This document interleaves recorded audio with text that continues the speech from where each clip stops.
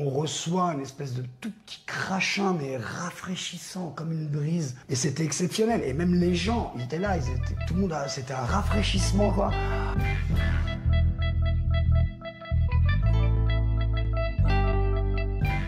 Salut tout le monde, c'est Baptiste de Ligne Jaune Production. Aujourd'hui, on est à Parthenay, on est à Diffart, on est accompagné de Jeez et de Nicoca. Vous allez bien? Salut. Ouais. Salut, ça va, nickel. Est-ce que vous pouvez vous présenter pour les personnes qui ne vous connaissent pas? DJIZ, Jeez, that's me. Jamais je ne sais ce que je possède, possède, succès, DGIZ. Moi, c'est Nicoca, je viens de Paris, je fais du rap, de l'impro, de la poésie. Voilà, j'ai un projet visuel aussi, mais je suis dans le réel, jamais dans le virtuel. Votre style est croisé du rap, du slam et de la poésie. Comment définirez-vous votre musique? Indéfinissable. C'est vivant, c'est un mouvement, donc... Insaisissable aussi. Insaisissable, on prend un peu de ce qu'on sait faire, de ce qu'on aime faire, donc c'est vrai qu'à un moment ça bouge tellement que l'étiquette ne peut pas coller sur la peau. Ouais, et puis aussi là, par rapport aux genres musicaux, c'est vrai qu'il y a toujours cette idée de ranger la musique dans des cases, alors que nous on a toujours plutôt l'habitude d'essayer de jouer avec, d'avoir le moins de barrières et de frontières possibles. Et c'est pour ça qu'en live, le public nous aperçoit en fusion. Parce qu'on est déjà en fusion de beaucoup de choses, donc ça marche. Il n'y a pas de déchets radioactifs. Alors l'improvisation est une grande part de votre art. Comment la travaillez-vous?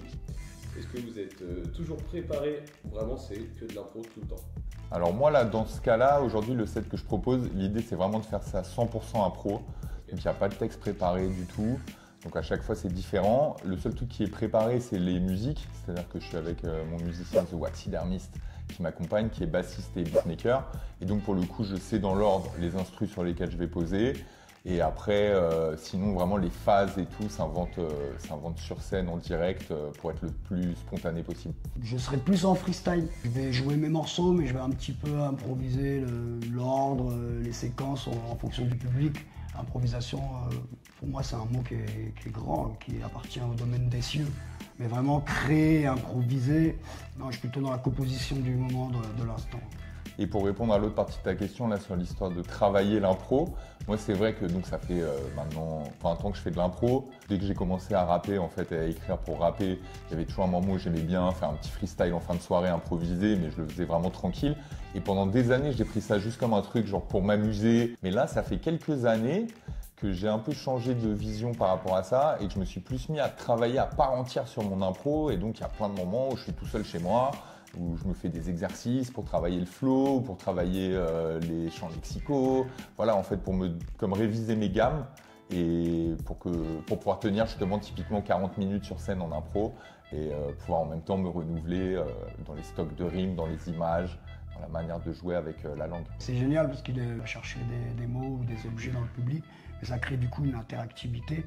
Et aujourd'hui, c'est important pour nous les artistes d'être vivants parce qu'on est menacé par l'IA. On a l'impression de même les artistes qui deviennent robots, ne serait-ce que par la voix, des voix robotisées, plus les sons sont synthétisés, c'est minimaliste, sans critiquer négativement. C'est pas propice au développement et à l'épanouissement. Et nous, le fait d'être vivant, même si les gens n'aiment pas le style hip-hop ou urbain ou slam, au moins ils reconnaissent que quand même au niveau artistique, on prend des risques. Et ça, ils savent pas le faire, donc ils nous respectent et ils écoutent. Et quand ils écoutent, on les tient et c'est tout ce qu'on demande, c'est que les artistes soient interactifs avec le public. On a parlé du coup de l'intelligence artificielle. Est-ce que ça c'est quelque chose contre lequel vous vous battez vraiment pour pas que non, laisse faire. Ça vous remplace? Ouais, pendant un moment, des gens me disent « Ah, t'es trop fort !» et tout. Je dis « Mais non, je suis normal, c'est qu'il y a plein de nuls. » C'est un peu le même truc, laisse-les faire se tromper, d'aller dans une mauvaise voie, et puis quand ils vont s'en rendre compte tout seuls. Parce que là, actuellement, du coup, je prends l'exemple du métier de doubleur. Ceux qui font ce métier-là, du coup, ils ont sorti par exemple une pétition contre l'intelligence artificielle, parce que justement, l'intelligence artificielle est en train de remplacer leur métier. Mais justement, tu vois, enfin, moi, en tout cas, la façon dont je me pose cette question-là, c'est juste de me dire que plus on va être dans l'humanité, et donc aussi plus on va être dans, justement, que ça soit l'émotion, la connexion, l'interaction, plus on a de chances de ne pas se faire bouffer par l'IA d'une certaine façon. Quand tu fais ça avec ton corps, avec ton âme, et ben voilà, d'une certaine manière, ça c'est unique et je pense que c'est magique aussi. L'IA, elle ne peut pas encore nous remplacer. Nous, les freestylers, les improvisateurs, c'est pas possible. Pas encore. Enfin, elle peut te sortir un texte, tu vas lui demander de mettre telle rime ou telle rime, sûrement. Mais il n'y aura pas cette petite magie de je suis en train de te regarder dans les yeux, et il se passe quelque chose, et tout à coup il se passe quelque chose d'imprévu dans la salle, et on va réagir dessus. Voilà, ce côté-là spontané, je pense que ça reste humain. Unique. Dans vos concerts, on sent que la scène est essentielle pour vous. C'est quoi pour vous un bon concert? Quand il y a du public déjà, quand les gens viennent, parce que c'est pas évident de toujours remplir. Ben oui, encore une fois, ce qu'on vient de dire, que les gens sont là, participent, ont le smile, et qui viennent à la fin, c'est le retour en fait. Souvent, c'est le retour des gens. Donc quand les gens ils viennent me dire tu devrais être remboursé par la Sécu, tu m'as redonné le sourire, j'ai les côtes qui flottent, voilà, je suis validé et je continue. Et les enfants aussi, important. J'aime beaucoup le retour des enfants, et quand ils sont heureux, les parents sont heureux, tout le monde est heureux. Donc c'est les retours des gens pour moi, un concert réussi. Après, pour moi, il n'y a pas une bonne définition d'un bon concert. J'ai vu plein de bons concerts dans ma vie. C'est plus, quand même, je dirais que moi, ce à quoi je suis sensible, c'est qu'il y ait une part d'improvisation. Et quand en tout cas je sens qu'il se passe quelque chose, même entre les gens sur scène, qui sont en train de s'amuser, que c'est pas robotique justement. Parce qu'en fait, on disait tout à l'heure, nous on n'est pas des machines, mais en fait au bout d'un moment, si tu répètes toujours les mêmes gestes, les mêmes trucs, il peut y avoir un côté un peu machinal.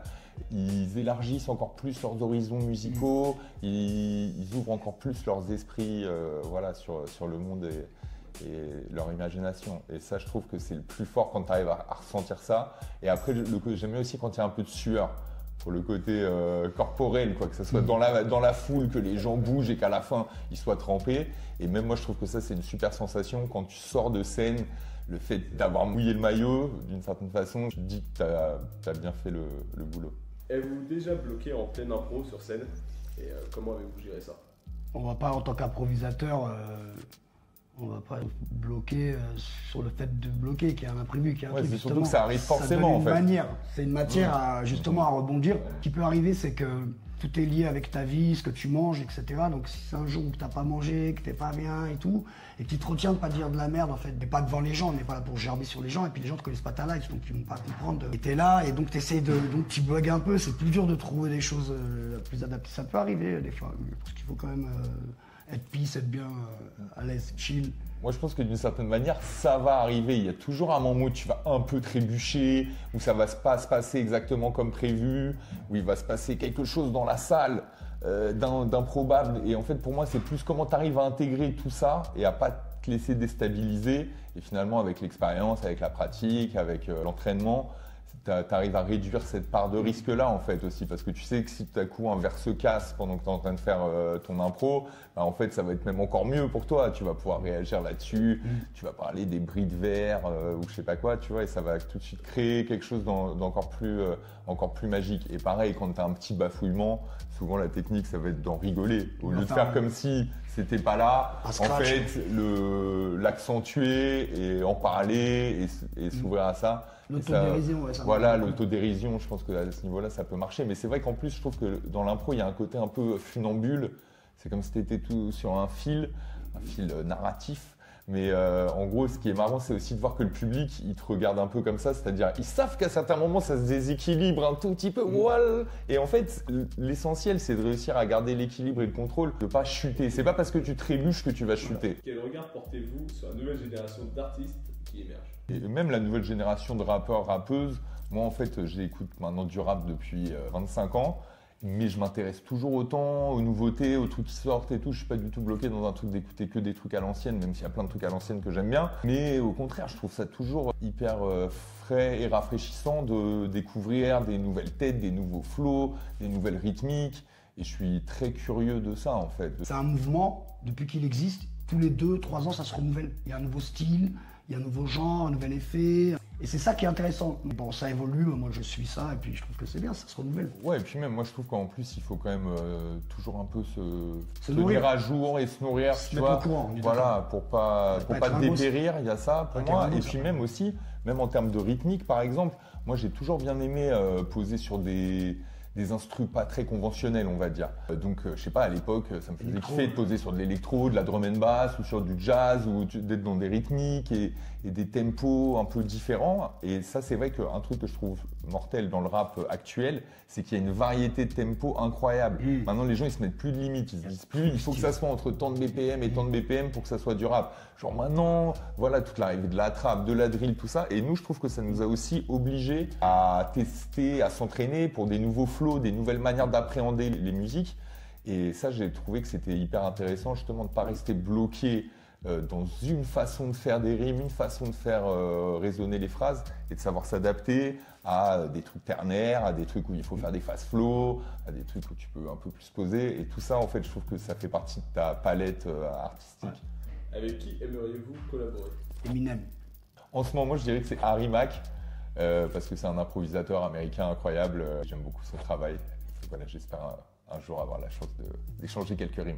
Avez-vous un souvenir marquant sur scène? Un des plus beaux concerts que j'ai joué, justement, Nicolas a parlé du fait de jouer avec des instruments. J'ai toujours joué avec des musiciens classiques ou jazz sur scène. C'est pour ça que les professionnels de la musique vivante m'ont encouragé, où j'ai gagné des prix, etc. Et un soir, en cour carré d'Alençon, il y a les dames qui ont le secret de croix, là, du point de croix d'Alençon. Donc c'est de la couture, et c'est des vieilles dames qui, depuis des siècles et des siècles, se transmettent le secret du point de croix, qui était une valeur qui est plus chère que l'or à un moment.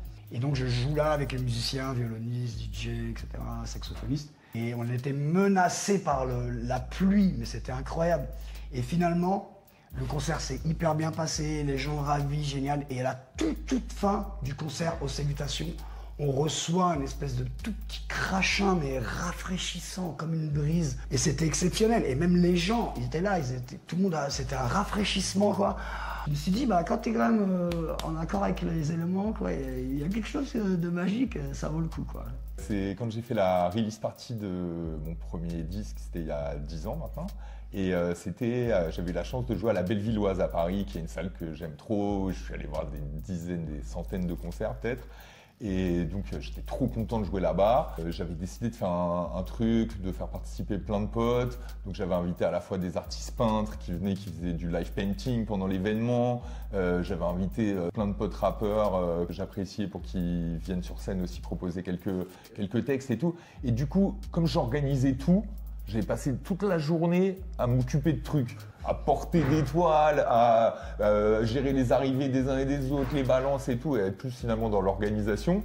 Et ce qui fait qu'au moment d'arriver à mon concert à moi, j'étais genre éclaté, j'étais fatigué, c'était le dernier truc de la soirée et j'avais presque plus d'énergie, sauf que voilà, je pouvais pas me permettre. Et donc, je me suis genre quand même lancé, et en fait, dans un des premiers morceaux, c'était un morceau qui parlait de poker, et il y a un gars que je connais, mais je savais même pas qu'il venait au concert ni rien. Il est arrivé et il m'a sorti une veste à paillettes argentées avec des trucs de poker dessus. Genre il m'a offert un costume en quelque sorte, tu vois.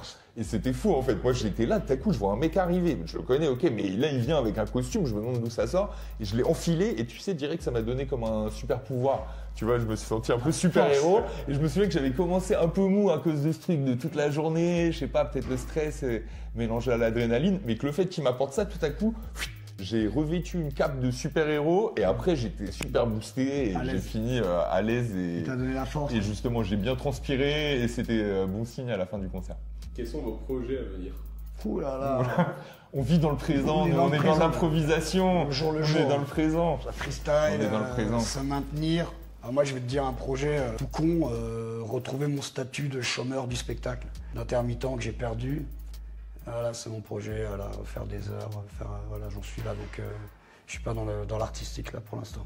J'ai deux projets là en ce moment qui me tiennent à cœur. Il y a ce que je propose ce soir, où l'idée c'est donc 100% impro, concert hip-hop interactif, avec cette idée-là de faire participer le public, que les gens dans le public puissent me proposer des mots, des objets, des thèmes, et j'essaie d'utiliser ça, d'incorporer ça dans mes impros. Et d'autre part, j'ai un projet plus visuel, où donc je fais des tableaux à partir de mes textes, de mes poèmes. Voilà, c'est ce côté peinture de lettres me plaît beaucoup, et donc voilà, ça me permet de renouer aussi avec mon amour pour le tag, le graphe que j'avais au début du hip-hop. Et là, je commence à avoir des plans pour faire des expos, des trucs comme ça, et donc c'est super cool de pouvoir développer en parallèle le côté impro rappé et le côté poésie visuelle peinte. Et voilà, donc j'essaie d'être en équilibre encore une fois entre les deux. C'est sérieux d'être en galère, c'est pas marrant et il n'y a plus de budget à la culture, il n'y a même plus de culture du budget de toute façon. Ou alors c'est ciblé, c'est pour toujours les mêmes. Voilà, après moi j'ai pas le seum, mais voilà, je sais que c'est dur de se produire. Nous on est à Paris, il se passe beaucoup de choses là-bas. C'est dur de se produire, de l'argent, la vie elle a triplé, la paye des artistes elle a baissé, sauf pour le cinéma, parce que nous on n'est pas essentiel, tu vois. Donc il n'y a pas de place pour nous dans les tranchées, dans les trucs, puisque nous sommes en guerre. Donc ouais, force à tous les artistes, ceux qui galèrent, tous les artistes. Force, lâchez rien, on a besoin de vous, on les compte sur vous. aussi. Et du coup, pour clôturer cette interview, est-ce que ça vous dirait de terminer sur une impro? Bien sûr. Une petite impro. On a ligne jaune, on Étoile. a 79, on a poésie, on a la potion et le sérum, et on vient poser pour la ligne jaune. Avec frénésie, des fois en hérésie, ça reste poésie. Tout comme sur un coup de poker, j'ai le sourire, je suis comme le Joker. Merci à tous ceux qui ont regardé cette vidéo jusqu'au bout. Si tu veux voir la suite de cette impro, tu peux la retrouver directement sur YouTube, sur Instagram, TikTok, tous les réseaux de Ligne Jaune. Merci forcément à Giz et Nicoca qui ont faire cette interview. Tout est en description.